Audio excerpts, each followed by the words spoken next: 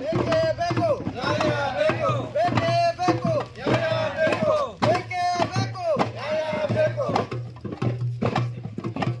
ಉಳಿಸಿ ಉಳಿಸಿ ಉಳಿಸಿ ಉಳಿಸಿ ಉಳಿಸಿ ಉಳಿಸಿ ಉಳಿಸಿ ಬೇಕೇ ಬೇಕು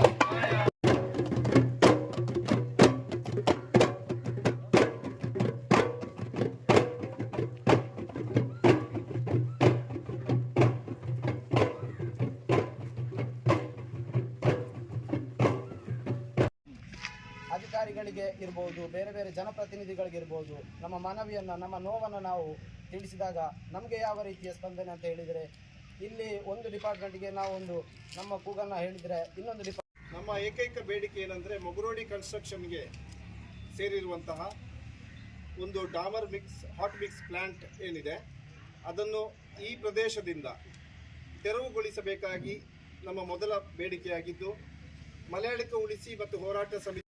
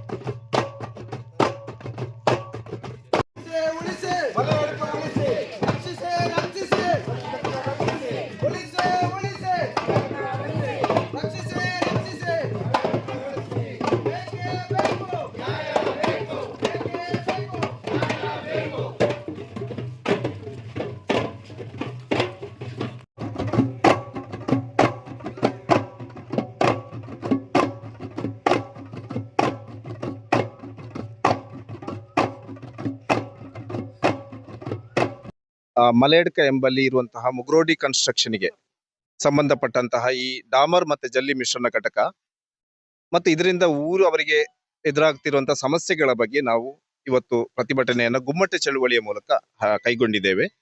ಅದರ ಭಾಗವಾಗಿ ಇಂದು ನಡಗ್ರಾಮ ಪಂಚಾಯತ್ ಮುಂದೆ ಮನವಿ ಪತ್ರವನ್ನು ಕೂಡ ನಾವು ಸಲ್ಲಿಸಿದ್ದು, ಆ ನಿಟ್ಟಿನಲ್ಲಿ ನಮಗಾಗ್ತಿರುವಂತಹ ಸಮಸ್ಯೆಗಳ ಬಗ್ಗೆ ಊರವರಿಗೆ ಅನೇಕ ವಿಚಾರಗಳನ್ನ ಹೇಳುವುದಕ್ಕಿದೆ. ಫಸ್ಟ್ಲಿ ನಾವು ಇಲ್ಲಿ ಎದುರಿಸ್ತಿರುವಂತಹ ಸಮಸ್ಯೆಗಳು ಏನಂತ ಹೇಳಿದ್ರೆ, ಈಗ ಅಲ್ಲಿಂದ ವಿಪರೀತ ಪ್ರಮಾಣದಲ್ಲಿ ಹೊಗೆ ಧೂಳು ಚಿಮಿನಿ ಮೂಲಕ ಬಿಡುತ್ತಿದ್ದು, ಅದು ಊರವರ ಸ್ವಾಸ್ಥ್ಯಕ್ಕೆ ಆರೋಗ್ಯದ ಮೇಲೆ ವ್ಯತಿರಿಕ್ತ ಪರಿಣಾಮಗಳನ್ನು ಬೀರ್ತಾ ಇದೆ.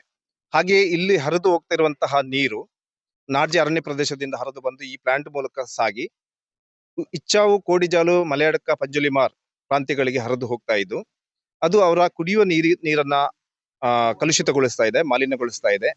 ಇಲ್ಲಿ ಅವರ ದನಕರುಗಳಿಗೆ ಬೇಕಾದಂತ ಮೇವು, ದನಕರುಗಳಿಗೆ ಬೇಕಾಗಿರುವಂತ ಎಲ್ಲ ಮೂಲಗಳೇನೆಂದೆ ಅದನ್ನ ಹಾಳು ಮಾಡ್ತಾ ಇದೆ. ಹಾಗೆಯೇ ಇಲ್ಲಿಂದ ಎದುರಾಗ್ತಿರುವಂತ ಧೂಳುಗಳಿಂದ ಅನಾರೋಗ್ಯ ಸಮಸ್ಯೆಗಳು ವಿಪರೀತ ಪ್ರಮಾಣದಲ್ಲಿ ಇತ್ತೀಚೆಗೆ ಕಂಡು ಬಂದಿದ್ದು. ಮೂರನೇದಾಗಿ ಅತಿಕ್ರಮಣ ಆಗಿದೆ, ಅಂದ್ರೆ ಸರ್ಕಾರಿ ಜಮೀನನ್ನ ಅತಿಕ್ರಮಣ ಮಾಡಲಾಗಿದೆ ಅನ್ನೋ ಬಗ್ಗೆ ಕೂಡ ನಮಗೆ ದೂರುಗಳನ್ನ ನಾವು ಈಗಾಗಲೇ ತಹಶೀಲ್ದಾರ್ ಅವರಿಗೆ ಸಲ್ಲಿಸಿದ್ದು, ಅವರು ಕೂಡ ಸರಿಯಾದ ರೀತಿಯಲ್ಲಿ ಬಹುಶಃ ದೂರನ್ನ ನೀಡಿ ಇವತ್ತಿಗೆ 2-3 ವಾರಗಳಾಗಿದ್ದು ಯಾವುದೇ ಪ್ರತಿಕ್ರಿಯೆಗಳು ಅವರ ಭಾಗದಿಂದ ಬಂದಿಲ್ಲ. ಇದು ಕೂಡ ನಮಗೆ ಕೆರಳಿಸುವಂತೆ ಮಾಡಿದೆ ಊರವರನ್ನ. ನಾಲ್ಕನೆಯದು, ಈ ಅತಿಕ್ರಮಣ ಮಾಡಿದಂತ ಜಾಗದಲ್ಲಿ ಅವರು ಒಂದಷ್ಟು ಭೂಮಿಯನ್ನ ಕಡಿದು ಅದನ್ನು ಒಂದು ರೀತಿಯಲ್ಲಿ ಅತ್ಯಂತ ಡೇಂಜರಸ್ ರೀತಿಯಲ್ಲಿ ಅದನ್ನ ಗುಡ್ಡೆ ಹಾಕಿದ್ದು, ಒಂದು ಕಡೆ ಗುಡ್ಡೆ ಹಾಕಿದ್ದು, ಆ ಮಣ್ಣು ಸಮೇತ ಡಾಮರ್ ಮಿಶ್ರಿತ ಮಿಶ್ರಣ ಏನಿದೆ ಅದು ಸ್ಥಳೀಯರ ಜಮೀನುಗಳಿಗೆ ಹರಿದು ಹೋಗಿ ಅವರ ಕೃಷಿ ಭೂಮಿಯ ಮೇಲೆ ಮಳೆಗಾಲ ಬಂದಾಗ ಅದು ಹಾನಿ ಮಾಡುವಂತ ಸಂಭವಗಳಿದೆ. ಯಾಕಂದ್ರೆ ಕೃಷಿಯನ್ನೇ ನಂಬಿ ಬದುಕ್ತಿರುವಂತಹ ಕೃಷಿ ಮೂಲ ಮತ್ತೆ ಬಹಳ ಕೂಲಿ ಕಾರ್ಮಿಕರ ಹೆಚ್ಚು ಇರುವಂತಹ ಈ ಪ್ರದೇಶದಲ್ಲಿ ಊರವರ ಮೇಲೆ ಪರಿಶಿಷ್ಟ ಜಾತಿ, ಪಂಗಡ ಮತ್ತೆ ಬಿಲ್ಲವ ಸಮುದಾಯಗಳು, ಒಕ್ಕಲಿಗ ಗೌಡ ಸಮುದಾಯಕ್ಕೆ ಸೇರಿದಂತ ಜನಗಳೇ ಹೆಚ್ಚು ವಾಸಿಸ್ತಿರಂತ ಪ್ರದೇಶದಲ್ಲಿ ಈ ರೀತಿ ಅವರ ಕೃಷಿ ಭೂಮಿಯನ್ನ ಹಾಳುಗೆಡುವಂಥದ್ದು, ಅವರ ಕುಡಿಯುವ ನೀರನ್ನ ಹಾಳುಗೆಡುವಂಥದ್ದು ಆಗ್ತಾ ಇದ್ದಂಥ ಸಂದರ್ಭದಲ್ಲಿ ನಾವು ಇಂತಹ ಪ್ರತಿಭಟನೆಯನ್ನ ಮಾಡುವಂತ ಅನಿವಾರ್ಯತೆ ಸೃಷ್ಟಿಯಾಗಿತ್ತು. ಇದರ ಜೊತೆ ಆ ಈ ಪ್ರದೇಶದಲ್ಲಿ ಬರುವಂತಹ ದ- ಆ, ಅತಿ ಹೆಚ್ಚು ಅಂದ್ರೆ ಹೆಚ್ಚು ಕಡಿಮೆ 40ರಿಂದ 50 ಟನ್ ತೂಗುವಂತಹ ಟ್ರಕ್ಗಳು ಸಾಕ್ತಾ ಇದ್ದು. ಇದು ಗ್ರಾಮ್ ಸಡಕ್ ಯೋಜನೆ ಮತ್ತೆ 3.5 ಮೀಟರ್ ಅಗಲದ ರೋಡ್ ಆಗಿದ್ದು, ಈ ವಾಹನಗಳು ಘನ ವಾಹನಗಳು ಇಲ್ಲಿ ಹಾದು ಹೋಗ್ತಾ ಇರೋದ್ರಿಂದಾಗಿ ಜನರ ಓಡಾಟಕ್ಕೆ ಬಹಳಷ್ಟು ಸಮಸ್ಯೆಗಳು ಇಲ್ಲಿ ಎದುರಾಗ್ತಾ ಇದೆ. ಇದರ ಪರಿಣಾಮವಾಗಿ ಬಹಳಷ್ಟು ಸ್ಕೂಟರ್ ಸವಾರರು ಇಲ್ಲಿ ಇದರಿಂದ ವಾಹನದಿಂದ ಬೀಳುವಂತಹ ತ್ಯಾಜ್ಯ ಏನಿದೆ, ಈ ಜಲ್ಲಿಗಳು ಮಿಶ್ರಣ, ಅವರು ಸ್ಕಿಡ್ ಆಗಿ ಹಲವಾರು ಜನ ಬೈಕ್ ಸವಾರರು ಪ್ರಾಣಾಪಾಯಕ್ಕೆ ಒಳಗಾಗುವಂತ ಸಾಧ್ಯತೆಗಳು ಎದುರಾಗಿದ್ದವು. ಸೊ ಇದನ್ನೆಲ್ಲವನ್ನ ಮನಗಂಡು ಇಂತಹ ಒಂದು ಆ ಚಿಕ್ಕ ರೋಡಿನಲ್ಲಿ ಇಂತಹ ಘನ ವಾಹನಗಳನ್ನ ಸಾಗಿಸೋದ್ರ ಮೂಲಕ ಮಾಡ್ತಿರುವಂತಹ, ಪ್ಲಸ್ ಇದರ ಜೊತೆಗೇನೆ ನಾವು ಇನ್ನೊಂದು ವಿಚಾರ, ಈ ಘನ ವಾಹನಗಳಲ್ಲಿ ಹೆಚ್ಚಿನವು ಯಾವುದೇ ಇನ್ಶೂರೆನ್ಸ್ ಕೂಡ ಹೊಂದಿಲ್ಲ ಅನ್ನುವಂಥದ್ದು ನಮ್ಮ ಗಮನಕ್ಕೆ ಬಂದಿದೆ. ಸೊ ಇನ್ಶೂರೆನ್ಸ್ ಇಲ್ಲದೆ ಸಾಕ್ತಿರುವಂತ ಇಂಥ ಘನ ವಾಹನಗಳು ನಾವು ಇತ್ತೀಚೆಗೆ ಉಡುಪಿಯಲ್ಲಿ ನಾವು ನೋಡಿದ್ದೇವೆ. ಒಂದು ಪ್ರಕರಣದಲ್ಲಿ ಇಂತಹ ಟ್ರಕ್ ಡಿಕ್ಕಿಯಾಗಿ ಒಂದೇ ಕುಟುಂಬದ 3 ಜನ ಸಾವನ್ನಪ್ಪಂತ ಪ್ರಸಂಗ ನಡೆದಿತ್ತು. ಸೊ ಇಂತಹ ಘಟನೆಗಳು ಈ ಪ್ರದೇಶದಲ್ಲಾದರೆ ಯಾರು ಇದಕ್ಕೆ ಹೊಣೆ? ಇನ್ಶೂರೆನ್ಸ್ ಇಲ್ಲದ ಗಾಡಿಗಳು, ಆ ಡ್ರೈವರ್ಗಳು ಗಾಡಿ ಬಿಟ್ಟು ಓಡಿ ಹೋಗುವಂತ ಸಾಧ್ಯತೆಗಳಿದ್ದು, ಇದು ಜನರ ಜೀವನದ ಜೊತೆ ಚೆಲ್ಲಾಟ ಆಡುವಂತಹ ಸಾಧ್ಯತೆಗಳಿದಾವೆ. ಇವೆಲ್ಲವನ್ನ ಕೂಡ ಮುಂಗಂಡು ನಾವು ಇವತ್ತು ಈ ಪ್ರತಿಭಟನೆಯನ್ನ ಗುಮ್ಮಟ ಚಳುವಳಿಯ ಮೂಲಕ ಮಾಡಿದ್ದೇವೆ. ಧನ್ಯವಾದಗಳು.